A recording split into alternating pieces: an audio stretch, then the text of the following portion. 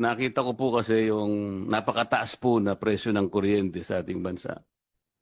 Naisip ko, Mr. Secretary, na imbes na ayuda na lang ibigay natin na wala namang datos kung na ito'y naibibigay sa about 25 to 27 million Filipinos, hindi ba maganda ka ako sa bill ko na lahat ng kumukonsumo ng elektrisidad, let's say 200 to 234 kilowatt hours, ilibre na po natin yun.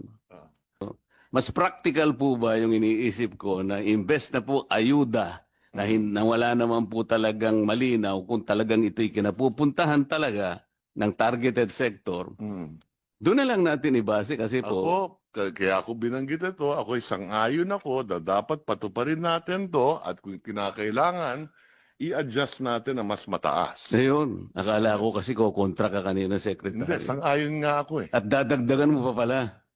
Ayan. Kasi rine-review na rin namin to ngayon. Dahil Salamat po. Na hindi napapatupad. Salamat po. Opo. Ngayon,